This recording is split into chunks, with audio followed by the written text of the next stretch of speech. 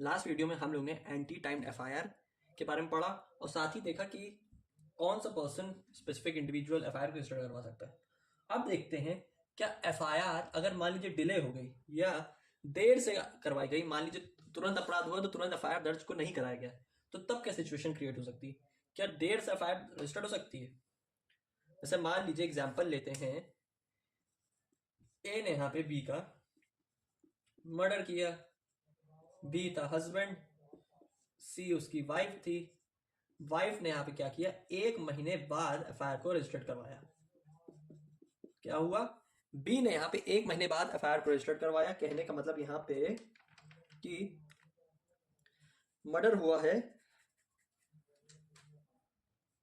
1 फरवरी को, FIR registered हुई है 1 मार्च को। पूरा 1 महीने का यहाँ पे गैप था। ठीक है, अब यहाँ पे एफआईआर डिले हुई है, देर से एफआईआर रजिस्टर की है, तो क्या ये तो प्रॉब्लम क्रिएट करेगी? क्या कुछ कॉन्सिक्वेंसेज आएंगे यहाँ पे, कुछ सिचुएशन में या कुछ इफेक्ट क्रिएट करेगा? देखिए, ऐसी कोई प्रॉब्लम नहीं है। पुलिस ऑफिसर यहाँ पे एफआईआर को रजिस्टर्ड कर लेगा। ठीक है, यहाँ पे पुलिस ऑफिसर द्वारा एफआईआर रजिस्टर्ड कर ली जाएगी। जैसे यहाँ पे इन्वेस्टिगेशन होती है वैसे इन्वेस्टिगेशन होगी, जैसे इंक्वायरी होगी वैसे इंक्वायरी भी हो जाएगी।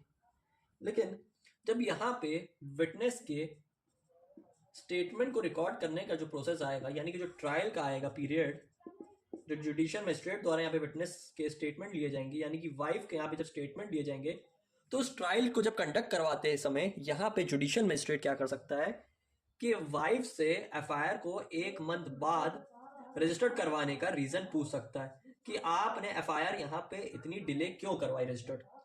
जब आपके पति का मर्डर 1 फरवरी को हुआ है तो 1 मार्च को क्या मतलब बनता है एफआईआर को रजिस्टर करवाने का? क्यों आपने इतना देर से एफआईआर रजिस्टर करवाई? ठीक है, अब यहाँ पे कोर्ट को एक्सप्लेनेशन चाहिए। अगर विटनेस द्वारा सफिशियंट रीजन बता दिए जाते हैं, ठीक है, सफिशियंट रीजन यानी कि ऐसा रीजन जो उस स्पेसिफिक एफआईआर को डिले होने का मतलब बताती हो, ठीक है, या उसे लगता है कि यहाँ पे मान लीजिए सफिशिएंट रीजन कह लीजिए कि उसे यहाँ पे उस स्पेसिफिक ऑफेंस की नॉलेज नहीं थी, ठीक है, या फिर वो आउट ऑफ स्टेशन गई हुई थी, ठीक है, या कुछ हेल्थ इश्यूज थे, या कुछ फैमिली इश्यूज थे, कुछ ऐसी कंडीशन थी कहाँ पे, वाइफ की। ठीक है, तो ऐसी सिचुएशन में यहाँ पे क्या हो सकता है कि यहाँ पर वो जो जुडिशियल मजिस्ट्रेट है वो रीजन को एक्सेप्ट कर लेगा। यहाँ पे उसका रीजन एडमिसिबल हो जाएगा कोर्ट के अंदर। क्यों हो जाएगा? क्योंकि वहां पे उसने सफिशिएंट रीजन को बता दिया। लेकिन यही अगर वहां पे वो इनसफिशिएंट रीजन बताती है, कि ऐसा रीजन बताती है जो उससे रेलेवेंट नहीं होता है एफआईआर को डिले करवाने से, ठीक है, यानी कि ऐसा वो रीजन बता रही है जो एफआईआर को डिले रजिस्टर करवाने से मैच नहीं कर रहा है, तो देन क्या होगा, then evidentiary value of FIR will be 0। फिर एफआईआर की कोई वैल्यू नहीं रहेगी। कोर्ट ये मानेगी, court will think that any illegal means was happen, कि कुछ यहाँ पे गड़बड़ है, कुछ तो गड़बड़ है दया यहाँ पे। क्यों भैया? कई रीजन हो सकते हैं ना। मान लो यहाँ पे एक असम्पशन ये भी क्रिएट कर सकती कोर्ट की वाइफ नहीं मारा हो। कोई भी रीजन हो सकता है कि वाइफ का यहाँ पे मान लीजिए एक्स्ट्रा मैरिटल अफेयर हो, कि यहाँ पे वाइफ ने ही उसका मर्डर करवाया हो, वाइफ का कुछ एक्स्ट्रा मैरिटल अफेयर हो, ठीक है, तो यहाँ पे कोई भी यहाँ पे सिचुएशन क्रिएट हो सकती है। तो ये अगर यहाँ पे पता चलता है कि यहाँ पे कुछ इलीगल मीन्स था, कुछ गैर इरादे थे, यहाँ पे इंटेंशन साफ नहीं थी, ठीक है, नॉलेज होते हुए भी जानबूझ के नेग्लिजेंटली एफआईआर को 1 मार्च को डिले 1 मार्च को रजिस्टर करवाया गया है, तो कोर्ट मानेगी यहाँ पे कि ये एफआईआर को हम नहीं एक्सेप्ट करेंगे, ये एफआईआर का कोई वैल्यू नहीं रहेगी, 0 ट्रीट की जाएगी, कोई इसका पॉइंट नहीं निकलेगा। जाहिर सी बात है ना, अगर आप गलत इरादे से कुछ भी काम कर रहे हैं तो उसको कोर्ट कैसे मान लेगी? ठीक है, तो यही है कि कोर्ट अगर रीजन को एक्सेप्ट करेगी तो वो एडमिसिबल इन कोर्ट है, और अगर नहीं तो वो यहाँ पे एफआईआर आपकी ट्रीट की जाएगी 0 एफआईआर की तरह। सॉरी, 0 एफआईआर नहीं ट्रीट करेगी तो वो एफआईआर यहाँ पे 0 मानी जाएगी कि उसकी कोई वैल्यू नहीं है। ट्रायल स्टेज में जनरली यही होता है कि एफआईआर के जो हम केसेस देखते हैं जिसमें क्रॉस एग्जामिनेशन करते हैं एडवोकेट्स, तो वो हर एक पॉइंट पे ध्यान देते हैं, ठीक है। एफआईआर क्यों इतनी डिले रजिस्टर करवाई गई, आपको तो उस बारे में जानकारी पहले से ही थी, आप उस दिन वहां पे कहाँ थे। तो जब विटनेस से यहाँ पे स्टेटमेंट लिए जाते हैं, जब यहाँ पे एग्जामिनेशन का प्रोसेस होता है ट्रायल स्टेज के अंदर, तो ये सब बातें पकड़ी जाती हैं। अगर सफिशिएंट रीजन है, एक्सेप्टेबल है, तो एविडेंस को एडमिट कर लेती है कोर्ट, ठीक है। लेकिन अगर कुछ इलीगल मीन्स निकलता है तो यह माना जाता है कि यहाँ पे एफआईआर इलीगल मीन्स से रजिस्टर्ड करवाई गई है, और ऐसी एफआईआर को जीरो एफआईआर हम कहते हैं। अब देख लेते हैं टाइप्स ऑफ एफआईआर, ठीक है। टाइप्स ऑफ एफआईआर, ठीक है। एक तो होती है यहाँ पे नॉर्मल एफआईआर, जिसे जनरल एफआईआर बोलते हैं। एक होती है यहाँ पे जीरो एफआईआर, जो हम लोग ऑलरेडी पढ़ चुके हैं। एक होती है यहाँ पे मल्टीपल एफआईआर। एक होती है यहाँ पे क्रॉस एफआईआर, और एक होती है ऑनलाइन एफआईआर। तो जब हम लोग ने एफआईआर के कॉन्सेप्ट को स्टार्ट किया था, तो हम लोग ने सेक्शन 173 में एफआईआर को पढ़ा था, और साथ में हम लोग ने जीरो एफआईआर को भी डिस्कस कर लिया था, ठीक है।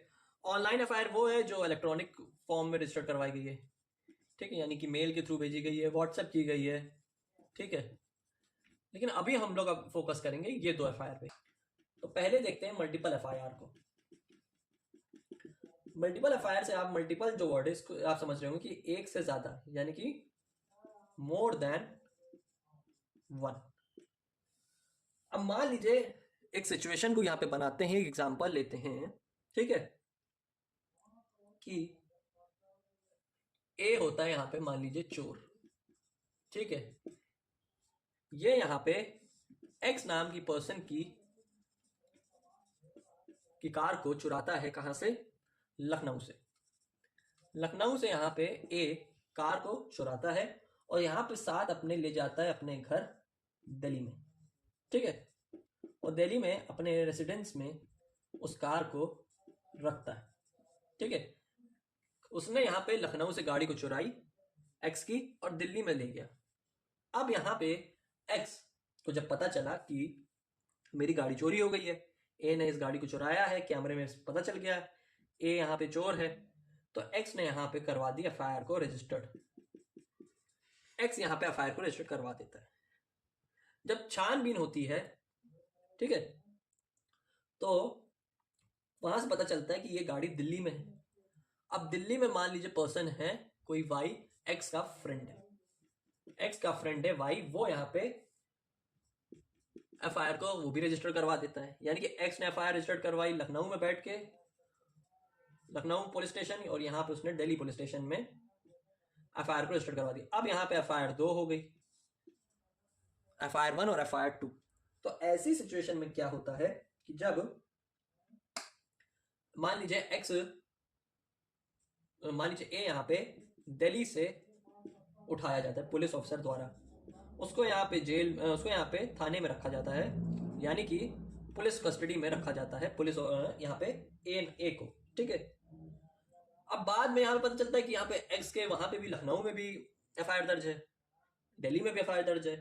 तो ऐसी सिचुएशन में क्या हो सकता है कि ए जो एक्यूज्ड है उसका राइट है कि वो एफआईआर को क्वैश करवाने की एप्लीकेशन डाल सकता है 528 बीएनएसएस यानी 482 सीआरपीसी के अंडर यहाँ पे हाई कोर्ट को, क्योंकि हाई कोर्ट के पास इसमें इनहेरेंट पावर रहती है कि ऐसी सिचुएशन में जहां मल्टीपल एफआईआर दर्ज है, एक से ज्यादा एफआईआर दर्ज है, उसी सेम ऑफेंस की एफआईआर दर्ज है, तो वहां पे वो एक एफआईआर को हाई कोर्ट की मदद से क्वैश करवा सकता है। यानी कि एफआईआर नंबर 1 को यहाँ पे हमारा ए पर्सन यानी कि ए एक्यूज्ड यहाँ पे एफआईआर को क्वैश करवा सकता है।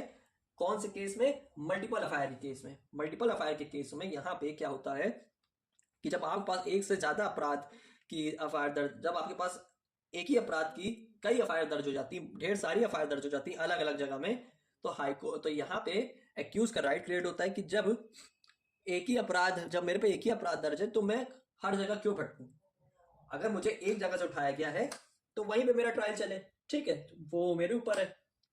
तो यहाँ ऐसी कंडीशन में एक्यूज पर्सन हाई कोर्ट के पास एप्लीकेशन देके एक एफआईआर को अपनी खारिज करवा सकता है। हमारे BNSS 428 की मदद से। वहां पे हाई कोर्ट के पास इनहेरेंट पावर है कि वो FIR को क्वैश कर सकती है। ये है आपका मल्टीपल FIR।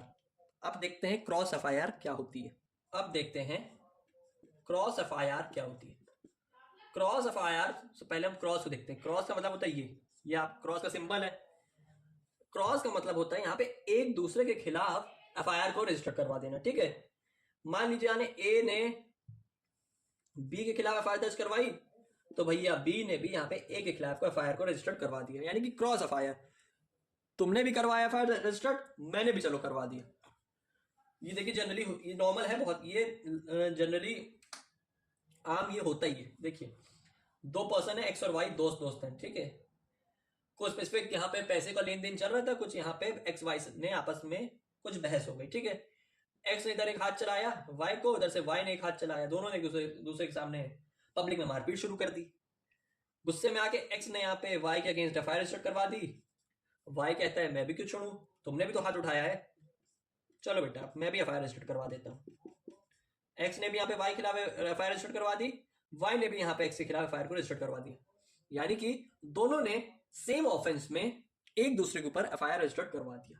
ठीक है, तो ऐसे केसेस में क्या होता है कि जब पुलिस स्टेशन में ऐसी सिमिलर FIR आती है, जब सिमिलर FIR पुलिस स्टेशन में पुलिस ऑफिसर के पास आती है जिसमें सेम ऑफेंस है, नेचर ऑफ ऑफेंस सेम है, सिमिलर लग रहा है, ठीक है, दोनों ने सेम अपराध पे एक दूसरे के खिलाफ FIR को रजिस्टर करवाया है, फैक्ट्स दोनों के सेम हैं, दोनों ने आपस में मारपीट की है पब्लिक में। ठीक है, तो ऐसे में जो क्या होता है, इन्वेस्टिगेशन ऑफिसर तो यहाँ पे मान लीजिए अलग अलग इसमें केस चलवा दिया, मैटर आगे चलता रहा, लेकिन यहाँ पे जब हाई कोर्ट के पास जब भी मैटर आता है तो हाई कोर्ट क्या करती है, ऐसे मामले में उसको क्लब यानी कि जॉइंटली एक FIR बना देती है। क्या करती है कि मान लीजिए यहाँ पे एक्स ने भी वाई अगेंस्ट रजिस्टर करवाया FIR, वाई ने भी यहाँ पे एक्स के खिलाफ FIR को रजिस्टर करवाया, सिमिलर ऑफेंसेस है, सेम ऑफेंसेस है, तो यहाँ पे क्या होता है, इन्वेस्टिगेशन ऑफिसर क्या करता है ऐसी सिचुएशन में, जब मैटर आपके उसमें जाता है हाई कोर्ट के पास, तो हाई कोर्ट के पास इसमें भी 528 के अंदर BNSS में इनहेरेंट पावर्स रहती है कि ऐसी सिचुएशन में सिर्फ एक FIR को ट्रीट किया जाए, सिर्फ एक सिंगल FIR को यहाँ पे ट्रीट किया जाए बजाय दो FIR। तो ऐसी कंडीशन में तो दोनों तरफ से FIR को एक साथ मर्ज कर दिया जाएगा। इनहेरेंट पावर्स में हाई कोर्ट के पास पावर है इनहेरेंट पावर्स कि ऐसी कंडीशन में दोनों FIR को एक साथ जोड़ के एक सिंगल वन FIR बना दे और उसी पे आपका यहाँ पे ट्रायल कंटिन्यू होता है। तो 528 BNSS में इनहेरेंट पावर्स में पहली कंडीशन में क्या रहता है कि वो मोर देन वन FIR को क्वैश कर सकती है, कौन, हाई कोर्ट, और दूसरा यहाँ पे वो क्या कर सकती है कि जब सिमिलर ऑफेंसेस में एक से दोनों ने एक दूसरे के खिलाफ FIR रजिस्टर करवाई है और दोनों का मामला एक साथ जब यहाँ पे कोर्ट को चलाना है, तो ऐसी कंडीशन में क्या कर सकती है हाई कोर्ट की आपकी FIR को एक साथ मर्ज करके फिर एक सिंगल ट्रायल चला सकती है, जिससे कोर्ट में बर्डन ना क्रिएट हो। ठीक है, कोर्ट प्रोसीडिंग्स में यहाँ पे बर्डन को ना क्रिएट किया जाए, ये इसलिए किया जाता है ताकि लेस बर्डन यहाँ पे हो आपकी प्रोसीडिंग्स में। ठीक है, प्रोसीडिंग में लेस बर्डन होगा तो प्रॉपर वे में आपका ट्रायल कंटिन्यू रहेगा, क्योंकि जब एक्यूज सेम है, ठीक है, एक्यूज सेम है, ऑफेंस सेम है, ठीक है, क्राइम दोनों ने सेम किया है, यानी कि सॉरी ऑफेंस तो हो गया, पार्टीज सेम है, तो यहां पे एक FIR में आपका काम चल सकता है। तो ये था आपका क्रॉस FIR का कॉन्सेप्ट। मल्टीपल FIR में, सिमिलर ऑफेंस में, मल्टीपल FIR में, एक सादा FIR में एक FIR हाई कोर्ट क्वैश कर सकती है। ठीक है, जब एक जगह उसको ट्रायल चलाना हो, और दूसरी कंडीशन में जब एक दूसरे ने एक दूसरे के खिलाफ FIR रजिस्टर करवाई है तो दोनों FIR को एक मान के मर्ज कर लिया जाता है और फिर उस पर ट्रायल कंटिन्यू कर लिया जाता है। ये आपका क्रॉस FIR और मल्टीपल FIR का कॉन्सेप्ट। आई होप आपको आज की वीडियो का कॉन्सेप्ट अच्छे से क्लियर हुआ हो, सारी चीज़ें अच्छे से समझ आई हो। तो मिलते फिर BNSS की नेक्स्ट वीडियो में।